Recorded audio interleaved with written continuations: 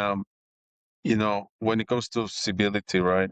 Do you think it is more like a virtue, social skill? How would you describe it now that you're very proficient in it now? I think it's an attitude.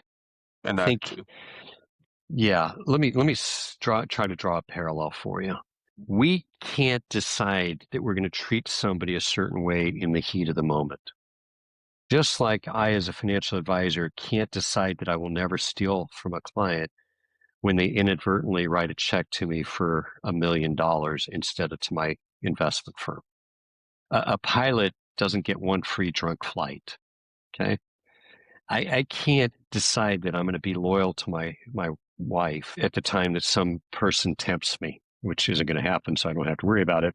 I have to decide that before that temptation ever comes. So when you're principled, when you have that commitment to yourself, not to anybody, it's to yourself, then when you have these difficult situations that are going to arise and you have the tools to cope with them better, you're not going to make the expensive mistakes that you might have made before. But you have to first make that commitment to, I'm going to treat people with dignity and respect to the very best of my ability. And I hope I get better at it each and every day. Sounds good to me. That's a really good way to describe it. Well, Let me take this one more step, if I may, Cisco. Let's say, because you and I communicate by email, we don't talk by phone very often. We're both busy and, we email things and things are interpreted based on the black and white that appears on our screen. I would hope that you and I have the relationship that if I'm getting something from you or you're getting something from me that just sounds like we're attacking the other person, we're going to say, hang on a minute, pick up the phone and say, Cisco, this is what I'm reading. This is how I'm hearing it and feeling it. Is that what you meant? Maybe you did, in which case we can deal with it.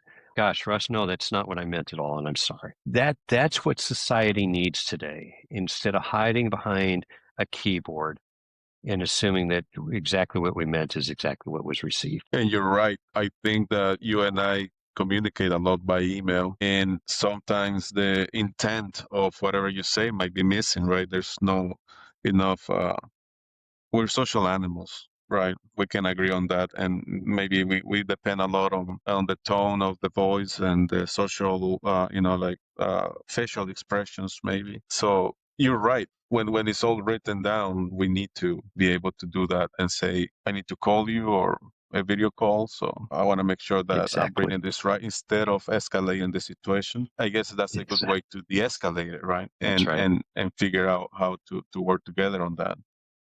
And it's Exactly. important now because everybody communicates asynchronously now. You send me an email certain hour of the night, I read it in the morning. Yeah, thank you It for is not reading it at important. 4 a.m. when I'm sending it to you.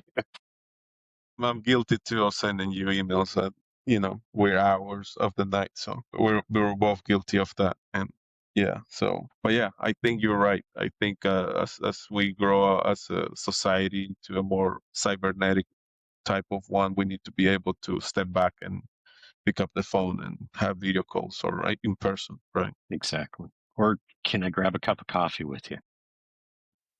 Yeah, which we should probably do soon. I I'd know look that forward to it, you fella. travel